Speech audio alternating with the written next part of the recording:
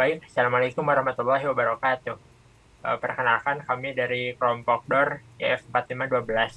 Di sini akan mempresentasikan tugas besar teori bahasa dan automata pada perulangan for di bahasa Python. Anggota kelompoknya itu ada Faik Jabar, Zaki Zaidan, dan Muhammad Arif Davin Rosyadi. Next.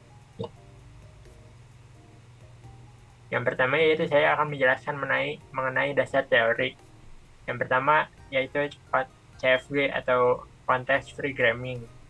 Context Free Gramming ini formalisme yang digunakan untuk mendefinisikan struktur sintas dari pemrograman. Jadi grammar ini terdiri dari aturan-aturan produksi yang menentukan bagaimana simbol non-terminal dapat digantikan dengan simbol-simbol terminal atau dan non-terminal. Selanjutnya di for loop yaitu for loop merupakan uh, iterasi atau perulangan melalui elemen-elemen dalam suatu urutan. For loop ini mengambil setiap elemen dalam urutan tersebut secara berurutan, menjalankannya serangkaian pernyataan yang terkait di setiap elemennya. Selanjutnya yaitu ada lexical analyzer. Di sini kita akan mendefinisikan apakah sebuah leksikal atau kata atau token yang dimasukkan itu valid atau tidak sesuai simbol-simbol terminal yang akan didefinisikan nanti berdasarkan simbol FA-nya. Langkah-langkahnya yaitu lexical analyzer akan membaca teks dari masukan, selanjutnya akan mengenali berdasarkan pola yang telah ditentukan, yaitu finite automata, dan menghasilkan token-token tersebut, apakah token itu valid atau tidak. Selanjutnya ada parser. Parser bertujuan untuk mengonstruksi struktur grammar dari kode sumber dengan menggunakan aturan grammar yang ditentukan. Parser memvalidasi kecocokan urutan token dengan aturan grammar. Jika terjadi kesalahan, parser akan menghasilkan pesan kesalahan yang nanti akan dijelaskan oleh teman saya melalui parser table. Selanjutnya yaitu ada CFG-nya, yaitu Context Free Gramming dalam perulangan for di Python. Kita menggunakan non-terminalnya, yaitu ada statement, variable, action, iterable, operation, dan operand. Lalu terminalnya dapat dilihat ada for, in, range, dan seterusnya. Lalu CFG-nya yang di bawah yaitu statement sama dengan for, iterable, in, for, variable, in, iterable, titik 2, action. Selanjutnya variabelnya ada A dan B saja. Selanjutnya actionnya bisa jadi statement atau print variable atau tidak operation. Selanjutnya ada iterable. Iterable-nya itu bisa berupa range dalam kurung iterable atau enggak list. Selanjutnya operation-nya bisa variable sama dengan variable, operand variable, operand yaitu tambah minus kali bagi. Jadi di sini kita hanya bisa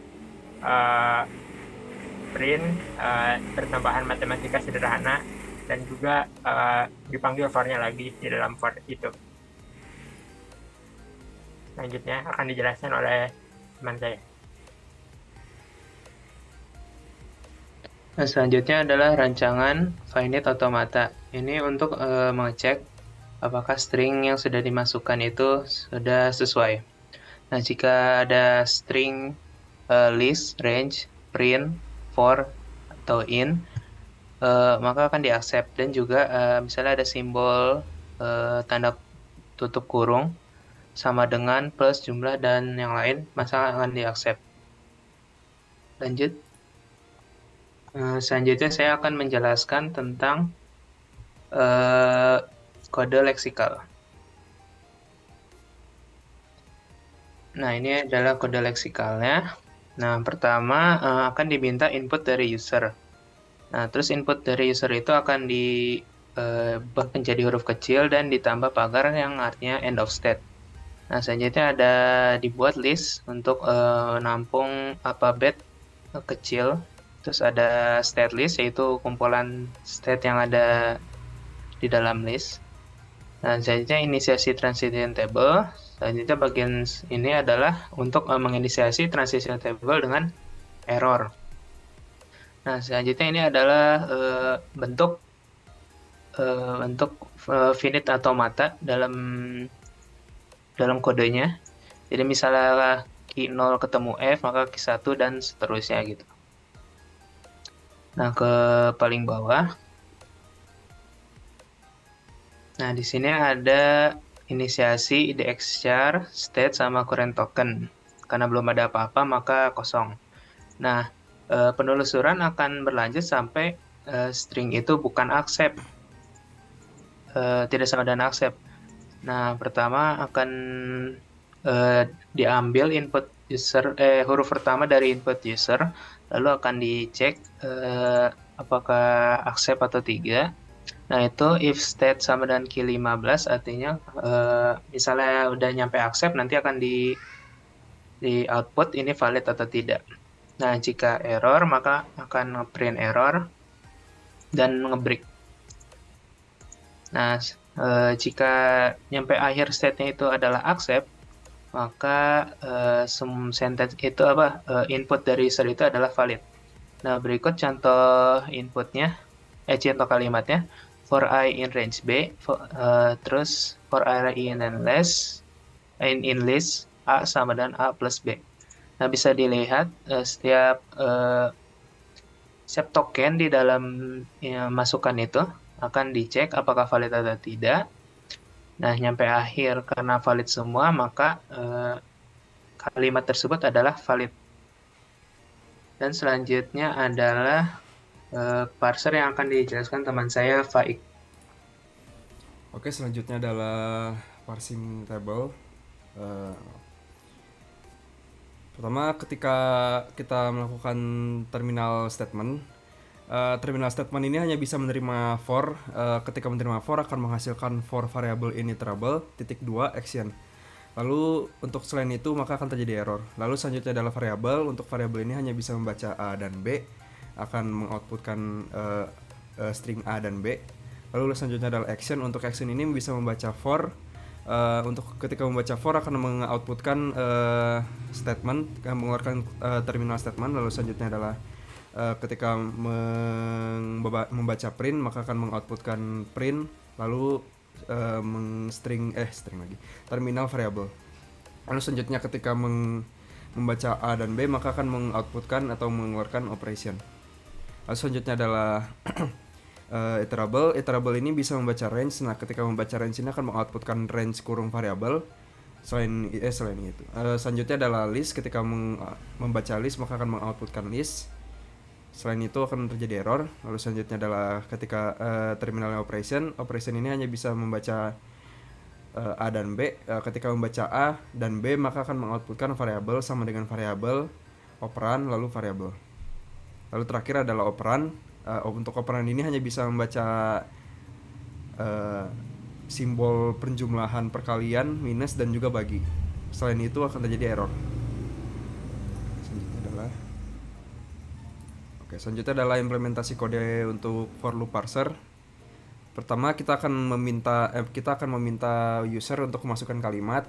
Lalu kalimat-kalimat yang telah dimasukkan itu akan di split lalu diubah menjadi huruf kecil. Lalu kita akan mengappend sebuah token EOS atau end of string. Lalu kita menambahkan non-terminal, statement, variable, action, iterable, operation, dan operand. Lalu menambahkan terminal for, in, range, kurung, dan sebagainya. Pertama kita akan inisiasi parse table. Ketika parse table membaca statement for, maka akan mengeluarkan for variable in iterable titik 2 action. Ini seperti parse table-nya, semuanya mirip seperti parse table. For in range, ini ketika membaca AB akan mengoutputkan AB pada variabel. Ketika membaca print maka akan mengoutputkan print variabel pada action, dan sebagainya. Nah, pertama selanjutnya adalah kita akan menginisiasi stack. Lalu kita akan mengappend kurung untuk memberikan string awal atau pembukaan. Lalu kita akan menginisiasi index token dengan 0, lalu menambahkan simbol token index token buat pembacaan input. Selanjutnya kita akan membuat codingan parsing dengan cara while and stack lebih dari 0. top sama dengan stack min 1 atau stacknya kosong, lalu ngeprint top sama dengan top, lalu memprint simbol sama dengan simbol. Lalu if top in terminal, maka akan memprint top adalah simbol terminal. If top sama-sama dengan simbol, maka akan mempop stack, lalu indeks tokennya akan ditambah 1, lalu simbol sama dengan token, indeks token, indeks token. If simbol sama dengan EOS, maka akan ngeprint isi stack, lalu mengpop stacknya. Selain itu, maka akan memprint error, lalu ngebreak. Selanjutnya, elif top in non terminal, maka akan memprint top adalah simbol non terminal. If top simbol pada parse table, maka akan ngeprint top telah dihapus, lalu mengpop stacknya. Lalu ngepush simbol push sama dengan parse table top simbol. For I in range len simbol push kurang 1, min 1 min 1, lalu mengappend simbol push ya. Lalu selain itu maka akan memprint error. Lalu selanjutnya adalah selain elif tadi maka akan memprint error, lalu ngebreak. Lalu ngeprint isi stack, lalu ngeprint isi stack. Lalu jika if simbol sama-sama dengan end of string dan len stack sama-sama dengan 0, maka akan memprint input string sentence atau kalimat yang telah dimasukkan oleh user accepted sesuai grammar. Jika tidak, maka akan menghasilkan error input string yang diinputkan oleh user, maka akan not accepted, tidak sesuai grammar. Berikut adalah contoh ini ketika memasukkan kalimat for a in range kurung b titik 2 for a in list kurung a sama dengan a plus b. Ini diterima hapus ya. Dari sini kita dapat disimpulkan bahwa for a in range kurung b kurung titik 2 for a in list titik 2 a plus sama dengan a plus b itu accepted atau sesuai grammar dengan yang ditentukan. Jadi kesimpulannya kita yang bisa kita ambil yaitu kita membuat dua program, yaitu ada program lexical dan program parser. Program lexical yaitu merupakan implementasi analisis leksikal untuk mengenali token-token valid atau tidak dalam perorangan for pada Python.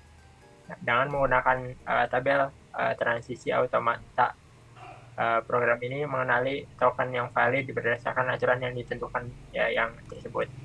Jika terdapat karakter yang tidak valid, maka akan menampilkan pesan error, dan jika valid maka menampilkan valid.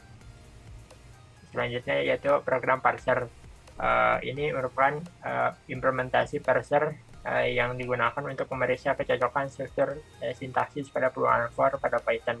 Dengan menggunakan parser table yang sudah tadi dijelaskan, program dapat mengidentifikasi urutan token dalam kalimat yang sesuai aturan grammar pada parser table tersebut, dan akan memberikan hasil apakah kalimat tersebut valid atau tidak valid. Selanjutnya yaitu berikut lampirannya. Di Google Colab ada for loop parser dan for loop lexical. Baik, sekian dari kelompok kami. Terima kasih. Mohon maaf apabila banyak kesalahan. Assalamualaikum warahmatullahi wabarakatuh.